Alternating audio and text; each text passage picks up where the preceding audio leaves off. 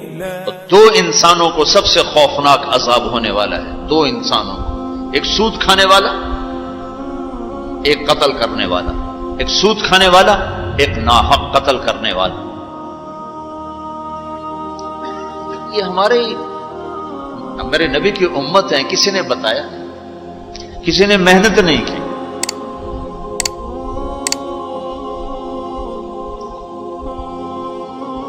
آخری حج کا خطبہ آپ نے جو دیا، ہر دفعہ یہاں سے بات شروع کی، تمہارے جان مال ایک دوسرے کے لیے قابل احترام ہے، کسی پہ ہاتھ نہ ڈالو۔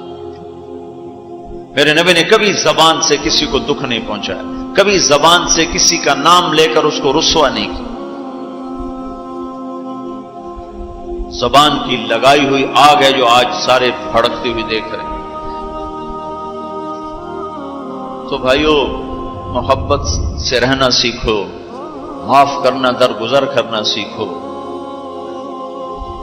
اپنے اللہ کے سامنے جھکنا سیکھو۔ جب قومیں زوال کا شکار ہوتی ہیں، کہتی ہیں یہ فلاں کی سازش ہے، جیسے آج کل کہتے ہیں مسلمان، امریکہ کی سازش ہے جی، اصل یہودیوں کی سازش ہے۔ یہ کراچی کے بینکوں میں جو سود پہ پیسہ پڑا ہوا ہے، یہ امریکہ کی سازش ہے، یہودیوں کی سازش۔ جو رات کو شراب چلتی ہے اور مجرے ہوتے ہیں، یہ امریکہ کی سازش، یہ یہودیوں کی سازش۔ نوجوان اولاد ماں باپ کی نافرمان ہیں، یہ کسی دشمن کی سازش۔ میں ایک جگہ تھا تو ایک لڑکی اپنی ماں کو کہہ رہی تھی بکواس مت کرو، ماں کو کہہ رہی تھی بکواس مت کرو، تو اس کی ماں کے آنسو ایسے گر رہے تھے۔ یہ امریکہ کی سازش۔ اور میرے نبی نے سے پوچھا کہ یا رسول اللہ قیامت کب آئے گی؟ آپ نے فرمایا اللہ کو پتہ ہے کب آئے گی۔ کا کوئی نشانی کہ جب ماؤں کو ذلیل کیا جائے گا تو قیامت آ جائے گی۔ ہمارے زوال کے اسباب باہر سے نہیں ہیں، ہمارے اندر سے ہیں۔ کتنی بڑی لعنت ہے جھوٹ۔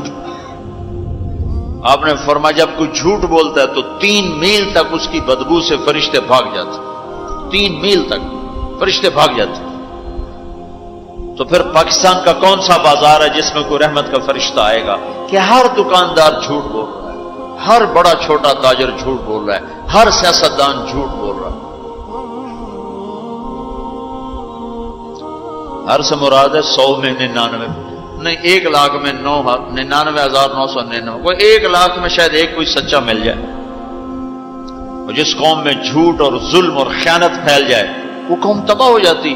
ان کو کسی دشمن کی ضرورت نہیں ہے، وہ اپنے دشمن خود ہیں۔ جسے نشہ کرنے والے کا کوئی دشمن نہیں، وہ اپنی ذات کا دشمن خود ہے۔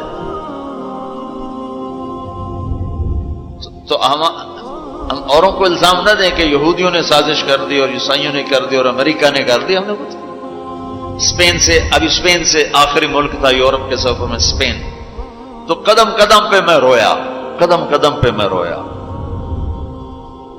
کہ کس طرح مسلمان آپس کی لڑائی میں ختم ہو کے رہ گئے۔ کہ پاکستان اسپین میرے سامنے یوں آتے تھے، یوں آتے تھے، یس، اسپین کی تاریخ پاکستان کے حالات، اسپین کی تاریخ پاکستان کے حالات، اسپین کے مسلمانوں کی آپس کی لڑائیاں پاکستان کے حالات، آپس میں قتل و غارت، پھر پاکستان کے حالات۔ تو اللہ تعالیٰ نے اس طرح ان کو مٹا دیا اسپین سے کہ ایک کلمہ پڑھنے والا باقی نہ بچا۔ مسجد قرطبہ جیسا شاہکار بیچ اس کے گرجا بنا ہوا ہے، صلیبیں لٹکی ہوئی ہیں، بت پڑے ہوئے ہیں، نماز منع ہے، بورڈ لگا ہوا ہے۔ تو میں وہاں محراب کے قریب جا کے کھڑا ہو گیا اور تصور میں دیکھنے لگا کہ یہ وہ جگہ ہے تاریخ سے سبق نہ لینا بھی بڑا اندھیر پن ہے۔ یہ وہ جگہ ہے جہاں یحییٰ بن یحییٰ اندلسی کے درس ہوتے تھے، علامہ قرطبی کی تفسیر چلتی تھی، ابن عربی کے تصوف کے نکات کھولے جاتے تھے، ابن حزم کے فقہی مقالات سنائے جاتے تھے، بقی ابن مخلد جیسی شخصیات یہاں بیٹھ کے قال اللہ قال رسول کہتے، ننگی عورتیں پھر رہی ہیں نکریں پہنی ہوئی، وہ تو ایک ان کے لیے تفریح کی جگہ بنی۔ میں تو آنکھوں سے بھی رو رہا تھا اور دل سے بھی رو رہا تھا، اور زیادہ رونا اس پہ آ رہا تھا کہ اپنا ملک دیکھ رہا تھا کہ آج میرے ملک کے لوگوں کو ہوش نہیں ہے وہ کیا کرنے ہیں۔ دین پہ نفرت، فرقہ واریت کی نفرت، سیاست کی نفرت، قوم کی نفرت، صوبوں کی نفرت، شہروں کی نفرت، زبان کی نفرت، کون کون سا زخم ہے جو اس جسم پہ نہیں لگا ہوا؟ اب کون کون سے زہریلے تیر ہیں جو اس پر نہیں چلائے گے؟ میں ایسے ہی کھڑا دیکھتا، پھر میں محراب کے پاس جا کے کھڑا ہو گیا۔ تو 700 سال پرانی قرآن کی آیات اب بھی اسی طرح لکھی ہوئی ہے۔ تو میں نے کہا یا اللہ، میں یہ نماز تو کوئی نہیں ہوگی، کسی کے نزدیک بھی ایسی نماز نہیں ہے، پر تو جانتا ہے کہ میں چاہتا ہوں میں اس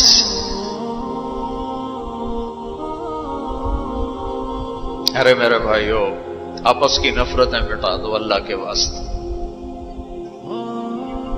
اپنی جان کے دشمن نہ بنو، معاف کرنا سیکھو، درگزر کرنا سیکھو، فرقہ واریت کی باتیں کرنا چھوڑو، تقریریں سننا چھوڑو۔ تاریخ میری کمزوری رہی ہے، میں بچپن سے تاریخ پڑھتا آ رہا ہوں، یہ تبلیغ میں لگنے سے پہلے ہی ذوق تھا تاریخ پڑھنا۔ جب تبلیغ میں لگے تو مدرسے میں آ گئے تو اور پڑھنے کا لگ گیا، پھر کچھ اللہ تعالیٰ نے یاد اچھی دے دی تو جو چیز پڑھی وہ یاد رہے گی، وہ سارا تسلسل، اور میں تو ایسے بس ڈوبتا ابھرتا رہا کہ یا اللہ آج میں یہاں اس دھرتی پہ سجدہ نہیں کر سکتا جہاں 700 سال جن اینٹوں نے سجدے کے لمس محسوس کیے، جن اینٹوں نے تیرے لاکھوں کروڑوں پیاروں کے آنسو جذب کیے، جن در و دیوار نے تیرے ہزاروں محبوب لوگوں کے واز و ارشاد سنے، جن کونوں میں تجھے یاد کرنے والے ہزاروں لاکھوں کروڑوں انہیں روشن کرتے کرتے آج اسی زمین کے نیچے سوئے ہوئے ہیں۔ قرطبہ کے قبرستان پہ شہر بنا ہوا، نہ کسی بادشاہ کی قبر باقی اور نہ کسی بڑے کی نہ کسی چھوٹے کی۔ میں یہاں نماز پڑھتا ہوں، میری نماز قبول کر لے۔ میں نے اشاروں میں نماز پڑھی، اللہ اکبر، پھر ثنا، پھر سجدہ، پھر رکوع، پھر سجدہ، اللہ اتنا کو کیا ہے، رکوع سجدہ اتنا کر کے تاکہ کسی کو چونکہ جو داڑھی والا اندر آتا نا تو اس کے پیچھے سیکورٹی لگ جاتی کہ کہیں کسی کونے میں چھپ کے نماز نہ پڑھ لے، تو ایک سیکورٹی والا ہمارے پیچھے کر رہا تھا۔ چلو یا اللہ میں بھی ان میں ہو جاؤں جنہوں نے اس مسجد میں نماز پڑھی تھی۔ اور میرا پاکستان اس دور سے گزر رہا ہے، نہ عوام کو ہوش ہے نہ خواص کو ہوش کہ کیا ہو رہا ہے۔ شاید اللہ تعالیٰ کسی کی فریاد پر آنکھیں کھول دے کسی کی۔ تو بھائیو محبت سیکھو، درگزر سیکھو۔ اس تبلیغ سے خوبصورت محنت، سارے دین کی محنتیں حق ہیں جس سے خیر پھیل رہی ہو، جس سے لوگوں کو نفع پھیل رہا ہو، لیکن میرے بھائیو دنیا بھی پھری ہے، تاریخ بھی پڑھی ہے، وہ کچھ اللہ تعالیٰ نے موقع دیا، بہت زیادہ سے مراد یہ نہیں کہ میں کوئی کتابوں کے انبار لگا دی، اپنی حیثیت کے مطابق میں آپ کو اندر کے یقین کے ساتھ کہتا ہوں کہ پہلے 300 سال کا تو کوئی مقابلہ نہیں، پہلے 300 سال کو چھوڑ کر ان 1100 سال میں تبلیغ جیسا کام کبھی نہیں ہوا۔ میں تمہارے سامنے ہاتھ جوڑتا ہوں، تبلیغ میں وقت دو۔ اگر اپنے اللہ سے تعلق بنانا ہے، اگر لوگوں کو اللہ کی طرف پھیرنا ہے تو تبلیغ میں جاؤ۔ بہت بڑا مجمع آیا ہوا ہے، صرف ہر مہینے 3 دن کی نیت کر لو کہ ہر مہینے 3 دن لگانے ہیں۔ کرو گے نیت؟ کرتے ہو نیت؟ ہر مہینے 3 دن لگانے شروع کرو۔ تمہاری زندگی میں تبدیلی آ جائے گی. 6 بر اعظم کے انسانوں تک پیغام پہنچ رہا ہو، ہر زبان کے لوگوں کو ہدایت مل رہی ہو، ہر طبقے کو ہدایت مل رہی ہو. جب طوائفوں کی طرف ذہن گئے، پھر کہا خسروں کو بھی تو لینا چاہیے، وہ بھی تو نبی کی امت، ان کے پاس پہنچ گئے. تو ہمارے علاقے کا سب سے بڑا ڈانسر اب اس کی داڑھی ہے، 5 وقت کا پہلی صف کا نمازی ہے. جب میری اس کی پہلی ملاقات ہوئی، میں نے کہا وہ کبھی نماز پڑھی؟ کہا جی کدی نہیں. کدی جمعہ پڑھے؟ جی کدی نہیں. عید پڑھی؟ جی کدی نہیں. میں کیوں؟ کہ جی یہ مولوی ساڑھے نال نفرت کریں دن اور اساں بھی پرا پرا رہ جانے ہیں، تو سب پیار کیتا ایسی آ گئے ہیں. اس کا چلا بھی لگ چکا ہے، داڑھی بھی رکھ لی ہے. ایک مجھے ملا ناچن یہی اس کے بال کٹوائے، سارا کچھ سٹ سٹ کیا. اور کچھ عرصے بعد پھر میں دیکھو نا سرخی لگائی وہ فوٹو بہت ہے نا. اس نے اپنے واقعہ سنا. کہا جی میں مسجد میں گیا نماز پڑھنے، تو مولوی صاحب نے آخیا اے خسرا کدے اندر وڑا ہے، انہوں باہر کٹو، انہوں باہر کٹو. تو ٹیک سنگھ گئی ہماری جماعت 95 میں. تو اس وقت وہ یہ سوشلزم کا بڑا مرکز تھا. تو اس کے جا کے اس سے ملے ہمارے ساتھی جو بڑا ان کا وہ پریزیڈنٹ تھا، صدر تھا. اس نے کہا جی مسلمان ہوں، کافر نہیں ہوں، سوشلزم سے متاثر ہوں. تو اس کی ہم بات کرتے تھے، ہم پر دہریے کا لیبل لگنا شروع ہو گیا، دہریے دہریے دہریے. ایک دن نماز پڑھنے گیا مسجد، ظہر کی نماز تھی، عصر کی نماز. وضو کر لیا تھا اور مسح کے لیے پانی لیا، مسح کرنے کے لیے ہاتھوں میں پانی لیا. تو پیچھے سے مولوی صاحب کی آواز آئی امام سے، اے دہریا اندر کدے وڑا ہے، باہر کٹو. تو میں نے وہ پانی یوں کر دیا، اور اس کے بعد آج تک میں مسجد نہیں گیا. اس میں جتنا مجرم وہ ہے، اتنا ہی مجرم وہ امام مسجد ہے جس نے یہ کہا ہے دہریا باہر کٹو. تو بھائیو بہت بڑا مجمع بیٹھے ہو اوپر نیچے، اور اکثر نوجوان نظر آ رہے ہو.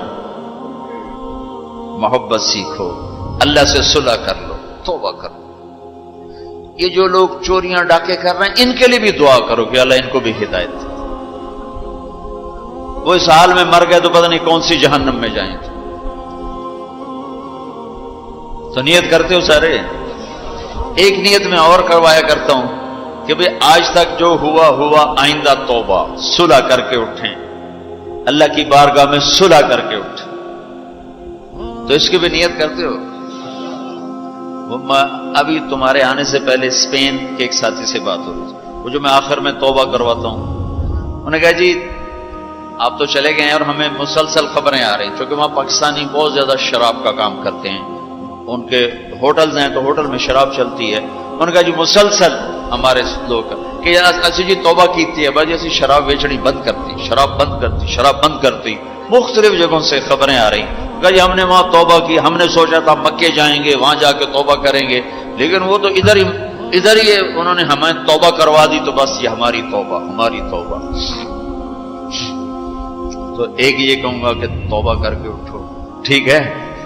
جو پیچھے گزر گئی اللہ معاف کر دے، آئندہ تجھ سے صلح کر کے چلیں گے. اور اگر کبھی پھر ٹوٹ گئی تو یہ کون سا اوکھا کام ہے، پھر توبہ کریں گے، پھر معافی مل جائے. اس دربار میں معافی کے سوا تو معافی سے معاف کرنے سے زیادہ محبوب عمل کو نہیں اللہ کی بارگاہ. تو توبہ کی بھی نیت کرتے ہو تو کہو یا اللہ میری توبہ، پھر کہو یا اللہ میری توبہ، پھر کہو یا اللہ میری توبہ. اللہ قبول فرما لے. اب حج والوں سے کوئی موقع ملا تو کر لوں گا، ورنہ وہیں مکے چل کے بات کریں گے. لیکن آپ بھائیو، ہو سکتا ہے اس وقت کی بات یہی ہو جو اللہ نے کہلوائی، ضرورت اسی کی ہو. میں آپ سے گزارش کرتا ہوں محبت سیکھو، معاف کرنا سیکھو، ماں باپ کے آگے چپ رہنا سیکھو، بیوی کی کمی بیشی برداشت کرنا سیکھو، حتیٰ کہ اولاد کی کمی بیشی پر بھی ایک دم سیخ پانا ہو جاؤ، ہاتھ نہ اٹھاؤ، صبر کرو، حوصلے سے کام لو اور ان کو پیار محبت سے سمجھاؤ. سہیل احمد مشہور اداکار ہے، 96 میں ہم نے اداکاروں میں بھی کام کیا تھا، تو اس وقت ہم ایک مرید کے ہماری جماعت تھی جو ہمارے ساتھ تھا، گجرا مالک، مجھ سے کہنے لگا مولانا میرا باپ DSP ریٹائر، زندگی پر 1 روپیہ حرام نہیں کھایا، 1 روپیہ رشوت نہیں، اب بے تکلف ہو چکی ہے، تعلق بن چکا ہے، تو میں کہتے تو کڑے حرام کھاتے بڑھ گئے، میں نے آگے کہا تو کڑے حرام کھاتے بڑھ گئے، تو کیوں اس غلط کام میں چلا گیا؟ کہا جی بس کیا بتاؤں، 8ویں جماعت میں تھا، فلم دیکھنے چلا گیا، واپس آیا تو میرے باپ کو پتا چل گیا میں نے فلم دیکھی، تو اس نے پولیس والا بوٹ اٹھایا اور مار مار مار مار میرے سر سے خون نکال دی، تو میں نے دل میں کہا تو نے مجھے فلم سے روکا ہے، میں تمہیں اداکار بن کے دکھاؤں۔ کہا جی وہ شیطانی ضد پر آج یہ ہو رہا، تو اپنی اولاد کے ساتھ، استادوں تو شاگرد کے ساتھ ہمارے یہاں سختی ہے، اسکول ٹیچر بھی، مدرسوں کے مدرسین بھی بہت شدت کا لہجہ، سختی کا لہجہ، کان پکڑوانے، مارنا پیٹنا، یہ انسانی طریقہ نہیں ہے۔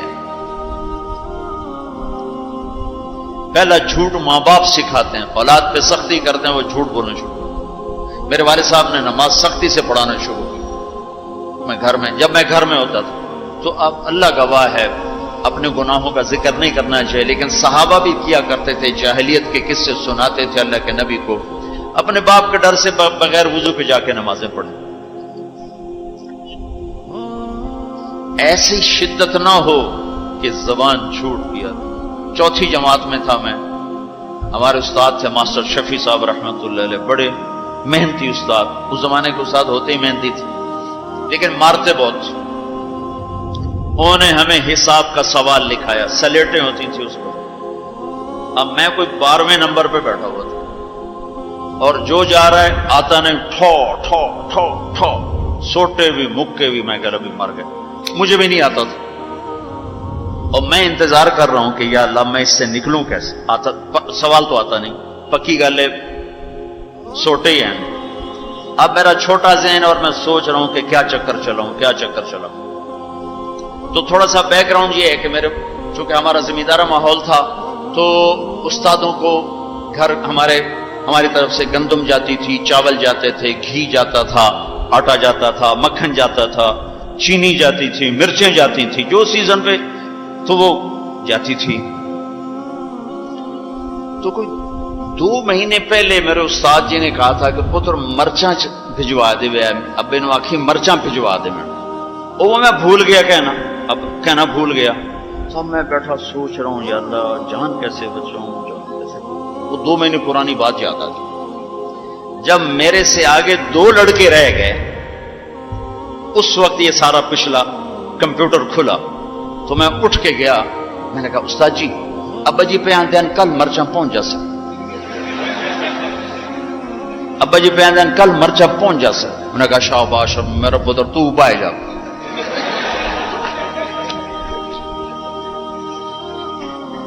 یہ جھوٹ کس نے بلوایا؟ استاد نے، اس کے ڈنڈے نے، اس کی سختی نے۔ ماں باپ سے بھی کہتا ہوں، مدرسے کے علماء سے کہتا ہوں، اسکول کے ٹیچروں سے کہتا ہوں، محبت سیکھو، محبت سکھاؤ۔ اولاد سے کہتا ہوں ماں باپ کی محبت سیکھو، ان کی شدت کو برداشت کرنا سیکھو۔ بھائی سے کہتا ہوں بھائی کی برداشت کر، آپ بیٹھے ہو عورتیں نہیں ہیں تو آپ سے کہتا ہوں بیوی کی برداشت کرو، ماں کی برداشت کرو، بہنوں کی برداشت، جو بھی کوئی بلندیوں کے راستے ہیں وہ برداشت میں چھپے ہوئے۔ اور تبلیغ میں وقت دو، تبلیغ سے بڑھ کر سارے دین کے کام خیر کے ہیں جس سے لوگوں کو نفع ہو رہا ہے، لیکن جو سب سے اس وقت لوگوں کے لیے خیر بھلائی کا کام ہے وہ یہ تبلیغ کا ہے۔ اس میں ٹائم دیا کرو، آپ کو بہت نفع ہوگا، اللہ تعالیٰ انشاءاللہ آپ کو آگے بڑھائے گا۔